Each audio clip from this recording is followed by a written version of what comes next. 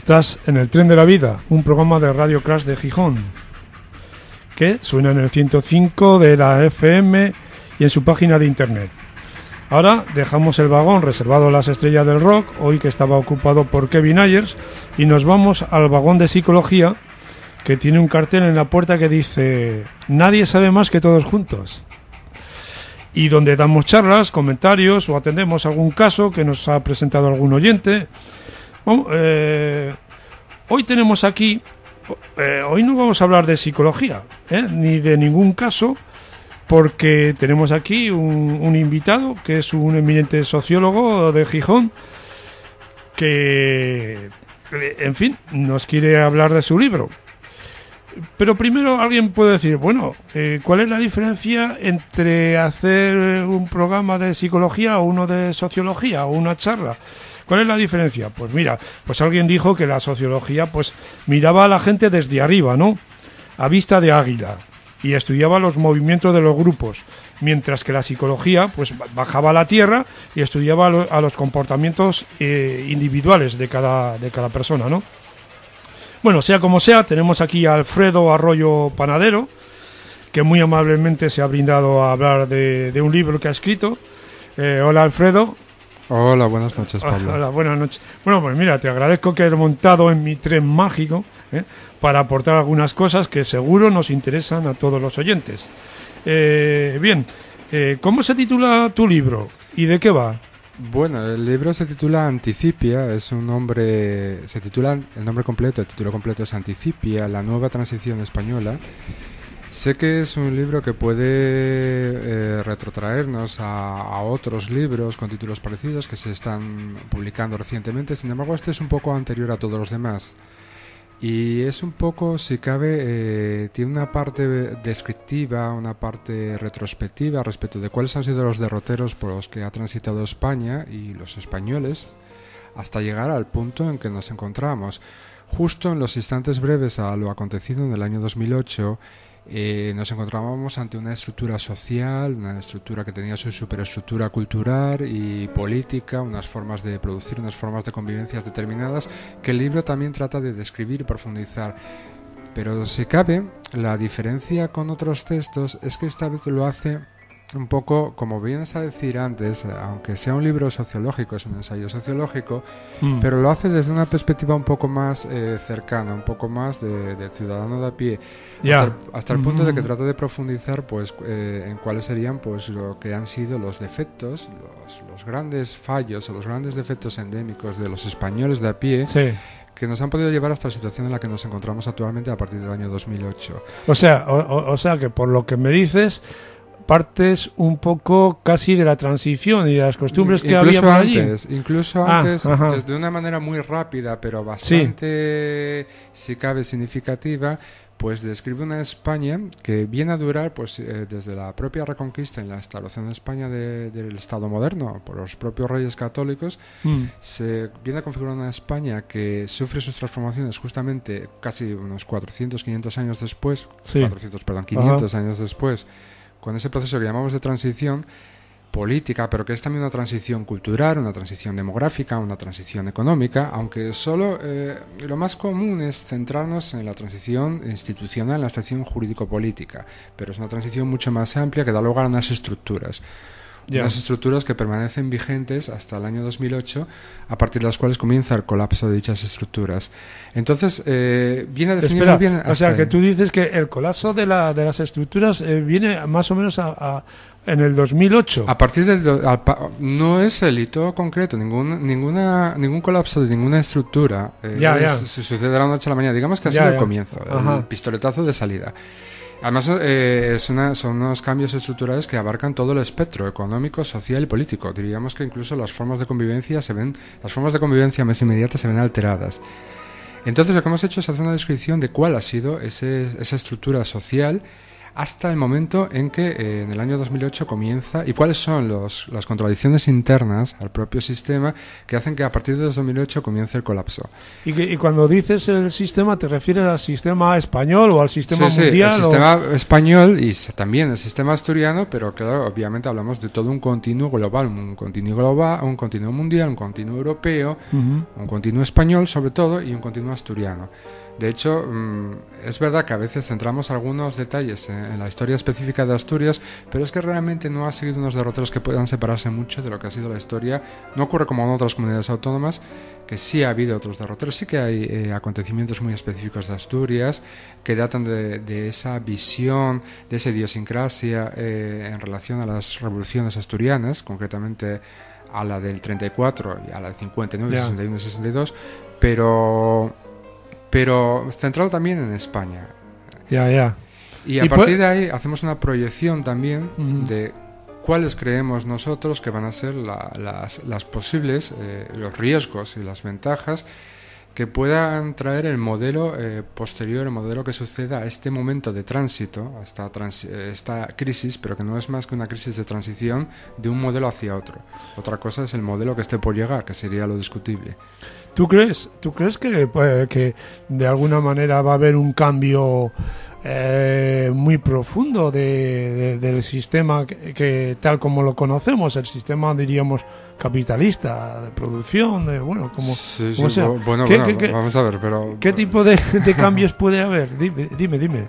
Radicalmente, vamos a ver, vuelvo a decir, en varios de los discursos que he venido a dar, realizo la siguiente afirmación: la crisis a la que asistimos actualmente no puede ser contemplada de ninguna manera como una especie de acontecimiento sobrevenido al estilo de una tempestad o una catástrofe sobrevenida, en cuyo caso cabría elaborar estrategias destinadas específicamente a capear el temporal para nuevamente después retornar a un estadio anterior de la propia crisis. Eso es impensable. Esta es una crisis, vuelvo a decir, de transición. Pues a mí me da la sensación que es lo que se está haciendo, precisamente capear el temporal. Incluso a veces cuando se habla de la salida de la crisis se vuelve a hablar de que pues empieza otra vez a haber construcción, que se empieza otra vez a subir el precio de los pisos, es decir, en la locura que nos llevó a donde estamos, ¿no? No es en absoluto nuestra opinión. Además, vamos a ver, se han dado diferentes explicaciones, todas ellas aparecen en el libro, se han dado diferentes explicaciones a la crisis. La mayoritaria, la que más suena, pues se refiere a la especulación inmobiliaria, a la economía del ladrillo. Sí. ¿Vale? Si cabe, habría otras en relación con la deuda soberana, la deuda de las empresas y la deuda de la familia. Habría una tercera razón, si cabe es la más importante, pero sin embargo es de la que menos se habla, curiosamente. Tiene que ver, obviamente, con el colapso de las materias primas y sobre todo de las fuentes energéticas. Hay un colapso, hay unos modos de producción basados en el consumo y producción masivas que de ninguna manera se sostienen, en absoluto. Entonces, vuelvo a decir, si este programa sirviera para que algunas personas pudieran un poco desprenderse de esa idea de que vamos a retornar al estadio anterior a la crisis y que las aptitudes y estrategias que valían para aquel entonces se van a poder recuperar, bueno, yo desde mi punto de vista es un error gravísimo, pero también lo dejo al criterio del oyente. Sí, bueno, yo creo que también es imposible que se vuelva a dar una situación y una época como aquella de desmadre en muchos aspectos económicos, ¿no? Pero sí que conozco a mucha gente que de alguna forma, cuando se habla, a ver si pasa la crisis y tal, están pensando en volver a lo mismo. O sea, que el pasar la crisis sería volver a una situación exactamente hace 15 o 20 años donde todo era jauja, ¿no?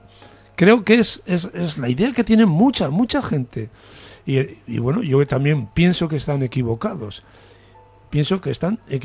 Pero bueno, tú que eres más entendido, pues al final igual tienes que hacer un libro dentro de 10, 15 años a ver cuál ha sido el resultado yo qué sé, del traspase de la crisis actual a la... Para este cometido no hace falta escribir un segundo libro, que en cuyo caso ya estaría escrito, pero el segundo libro referiría más a una transformación moral que acompañaría a las transformaciones estructurales, a las transformaciones económicas y políticas, pero para dar unas pinceladas amplias, yo creo que casi un retrato bastante completo, estaría inacabado, pero sí estaría bastante completo, de cuál va a ser el nuevo modelo emergente tras la crisis.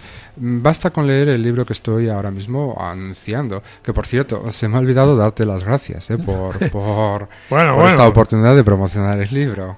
Me he entrado directamente a explicar el contenido del libro sin los preámbulos. Vamos a ver. Te damos las gracias a ti, porque en nuestra radio y más en mi programa, que está totalmente centrado en la psicología y en la música, pues está bien que hayas montado en el tren para dar otra perspectiva de la actualidad, que como bien he dicho, pues claro, los sociólogos os centráis un poco en los movimientos de grupos, ¿no? Y yo, como psicólogo me centro en los movimientos de una única persona, ¿no? Del llamado paciente o cliente. Pero me encanta pues tenerte aquí y las explicaciones que has dado.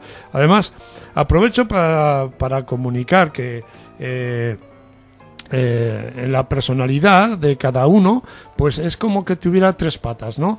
Tiene la parte biológica, cada uno tenemos nuestra parte biológica, tenemos nuestra parte psicológica, que sería la personalidad, y tenemos nuestra parte de relación social.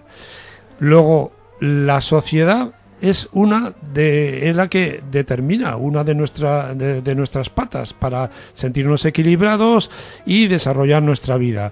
Por lo tanto, la persona, que hoy en día se dice que es un sistema psicobiosocial, pues verdaderamente, si podemos hablar no solamente de su parte psicológica, sino de su relación con la sociedad, pues bueno, pegas totalmente en mi programa y en mi tren. O sea que, bueno, te paso ahora la pelota para que sigas después de este rollo que me he tirado, pues a ver qué puedes aportar.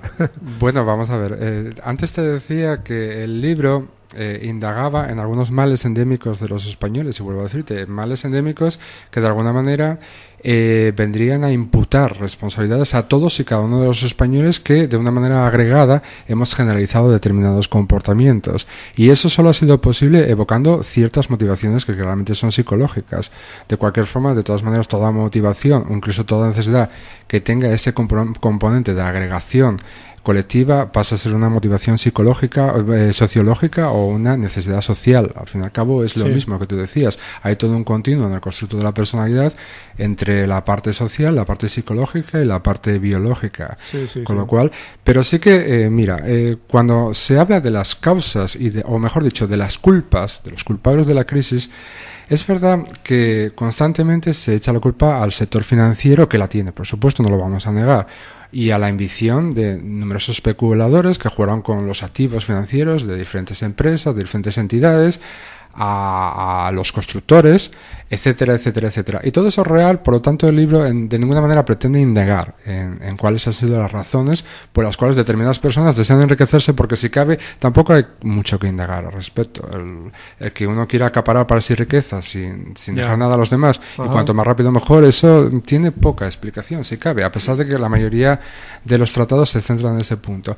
Esta hay una parte del libro que se centra en aquella responsabilidad que podamos imputar a los que están siendo los principales damnificados de la crisis. ¿Qué han podido hacer las personas de manera individual, aunque los comportamientos se hayan generalizado y por tanto hayan sido comportamientos colectivos? ¿Qué han podido hacer las personas de manera individual que pueda ser imputable a ellos y que de alguna manera haya contribuido a la generación de la crisis tal y como la hemos concebido en los últimos tiempos? Entonces, bueno, es un libro crítico. Bueno, y es un libro crítico. Esto que acabas de decir me interesa mucho, porque yo siempre me molesta mucho cuando oigo por ahí, en cualquier sitio, en la calle o en cualquier sitio, que que la gente siempre echa la culpa a los gobiernos, ¿no? A los políticos, tal. Y yo no creo que la crisis española esté creada solamente por los políticos, sino por los políticos y por los españoles en general. Y bueno, la crisis mundial, pero que los ciudadanos, que se apuntaron a la locura del ladrillo, al dinero fácil, al dinero pseudo regalado de los bancos, que luego te quitan el piso y te desahucian y tal. Bueno, se acostumbraron, pero bueno, nadie obligaba a la gente a entrar a un banco a pedir un préstamo, O sea que cada ciudadano debe ser, y esto además lo digo como psicólogo, que siempre tengo que transmitir que cada uno es responsable de su vida. Sí que es verdad que no tiene una responsabilidad de toda su vida, porque hay muchas influencias sociales y de todo tipo, pero que al final lo que no puede ser es refugiarse en que todo lo malo nos viene de los demás, del gobierno, de la sociedad, y uno pues escatimar sus propios esfuerzos, ¿no? Entonces, yo siempre en las terapias, lo primero que le leo la cartilla a una persona es que a partir de ahí nos vamos o se va a tener que esforzar con mi ayuda a salir de donde está. Y no espera que le va a sacar ni Rajoy ni nadie, sino que o sale él, Y entonces, ¿yo por qué estoy allí? Pues para ayudarle a encontrar el camino de salida. Pero que es él el que al final tiene que encestar, ¿no? Diríamos como si fuese un jugador de baloncesto. Al final él es el que tira los balones y debe encestar, por mucho que yo le diga cómo ponga la mano, ¿no?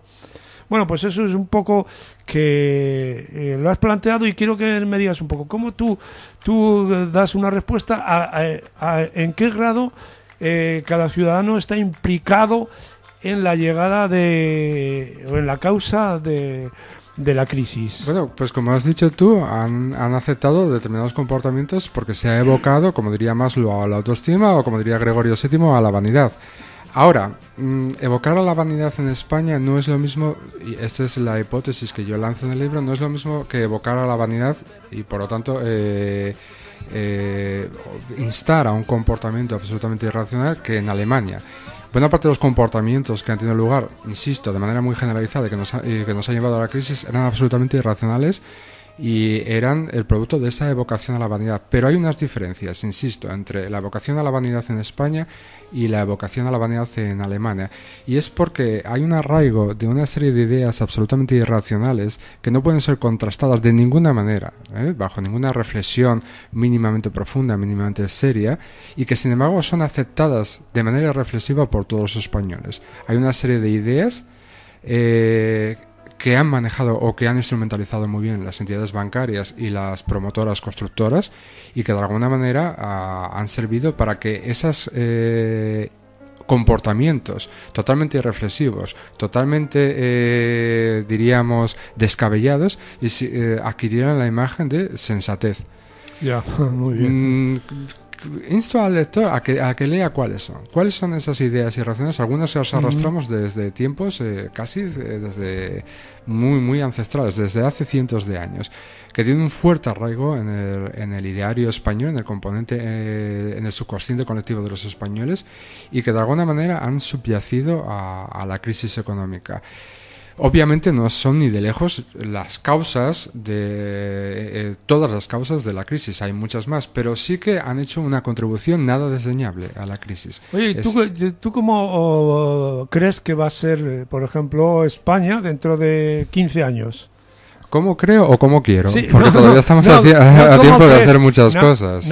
¿Cómo quieres? No, yo me imagino que quisieras o querrás porque esto fuese una maravilla, pero yo tengo mis dudas y que incluso quiero pensar que me equivoco cuando supongo que vamos todavía peor. Pero bueno, vamos a ser un poco optimistas y vamos a pensar que vamos a mejor. ¿Tú cómo lo ves?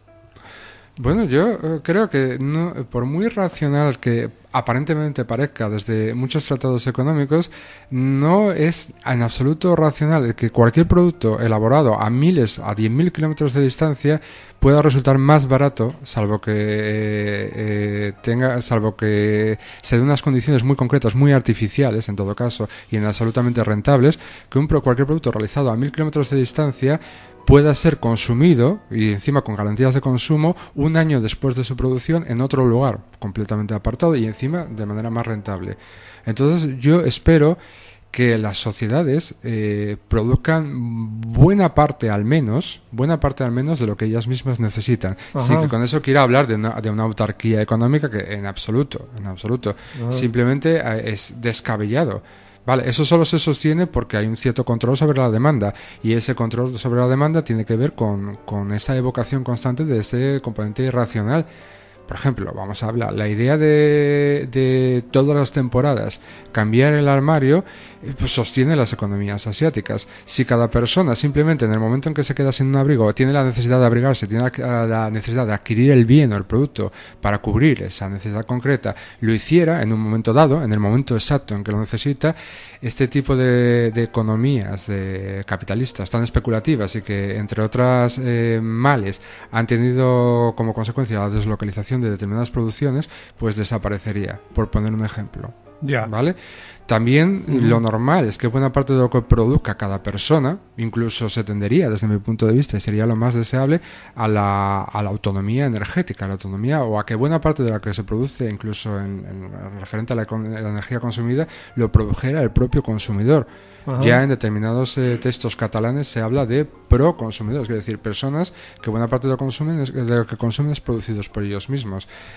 Esto da lugar a nuevas formas también de convivencia, totalmente diferentes, digamos a una recolectivización de las sociedades, en que la colaboración, sin que necesariamente la colaboración por sí sola tenga que ser un valor intrínsecamente bueno en contra de la competencia. A veces incluso en la mayoría de los textos económicos se habla de competencia y colaboración como si fueran conceptos excluyentes entre sí, cuando muchas veces la colaboración simplemente es para ser más competitivo frente a terceros. Es más, cualquier competencia individual siempre trae consigo un esfuerzo colectivo. Un chico que se presenta pues en un examen, en unas oposiciones, frente a un montón de opositores, pues lo hace porque detrás ha traído consigo un esfuerzo familiar muy sostenido a lo largo de muchos años.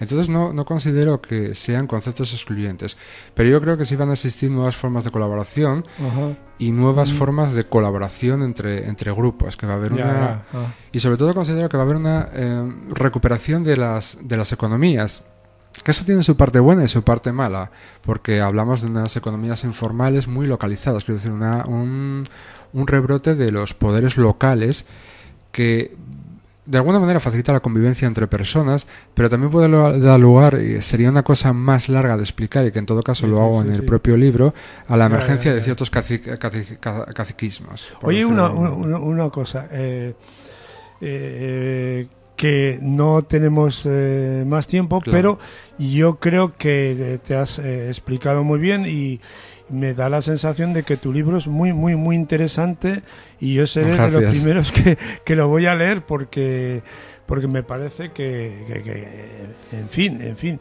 es para sentar, para leerlo tranquilamente, porque la información que nos has dado pues nos ha abierto varias expectativas, y bueno, a mí me ha encantado, y bueno, pues ¿cómo se titulaba el libro? Anticipia, ¿no? Anticipia, la nueva transición española. Bueno, muy bien, Alfredo. Pues te quedas aquí en el vagón de sociología o de psicología, que como te he dicho tiene en la puerta un letrerito que dice: nadie sabe más que todos juntos, y en eso hoy hemos hecho un poco pues caso a la frase, ¿no?